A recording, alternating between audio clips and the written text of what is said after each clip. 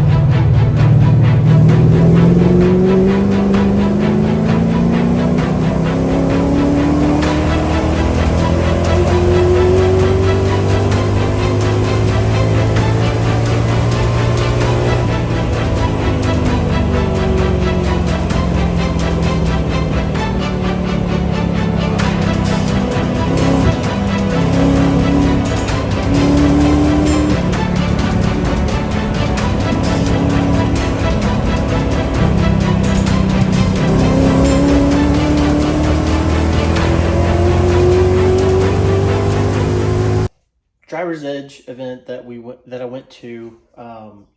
It was a ton of fun. I'm definitely doing that again. In fact, I think I'm going to do the one in May. The car did excellent until it didn't. And this is kind of what I mean. A long time ago, when I was coyote swapping the car and I was relocating the alternator because I was getting the wide body kit, I needed power steering. You have to modify the timing cover. Now, it was 100% my fault. I made a slight mistake in cutting on the timing cover where I was supposed to, and I kind of nicked another part of the timing cover with the cutoff wheel, and it made a small little cut where the alternator pulley actually sits right now. And at high RPM, there's oil behind that timing cover, you know, lubing the chain, the cams, getting to the cam solenoids, everywhere throughout the engine. Well, the oil at high RPM was finding its way out of the timing cover and onto the belt. Well, when it's leaking onto the belt at high RPM with some moderate amount of pressure, it's slinging that oil everywhere. So I had oil all over the frame rails, engine bay, suspension, brakes. It wasn't a noticeable amount when I was driving or anything like that, but you could tell when I parked. Another side effect of what happened was I think oil got into the connector of the radiator fan. Well, I think the computer saw a ground fault or something and wasn't turning on the radiator fan, and in fact, it actually gave me a check engine light. Well, so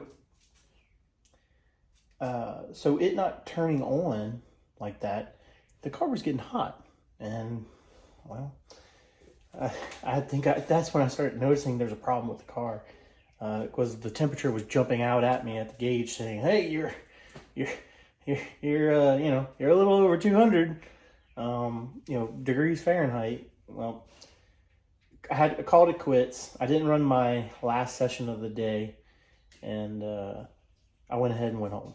That's whenever I started investigating everything. I put a couple pictures on the screen where I started disassembling the engine so that we can make the fix. And I found it pretty quickly, because you can obviously see on the alternator where it was baking the oil, and it was only on the passenger side, and it was only so high up. So that led me to the little hole in the timing cover, and so I was able to identify it. I was like, all right, we got to disassemble this whole thing, because I can't make a weld in that engine bay, aluminum weld. So I took apart the cam covers, then the intake manifold, then all the accessory drives, pulled the crank pulley off, unbolted the timing cover, pulled the timing cover off, and at that moment, pulled it off, brought it over to my little weld station, welded it up, and reassembled everything, all within about 2 days. Third day, I took the time to refresh the fluids, so I burped the coolant, did the oil change, and now kind of here we are with the car all assembled. It's running and driving great. The radiator fan's coming on. There was no blown fuses, so kind of now it's time to do the regularly expected inspection of the car after the track day. We're going to look at brake pads, the tires, see if anything came loose, see if anything else is broken, rotors, and go ahead and just address those now so that we can kind of drive the car. It's going to be safe for street use, and be ready for that other track event come in early May. So with that all said, I'm gonna go ahead and say thank you for watching the video, hanging out, like it, comment, give me some feedback on the driving or anything you saw in the video, or if you want to see one thing more than the other thing, go ahead and just tell me down below in the comments section. We'll try to make that happen for the next video. As always, thank you very much.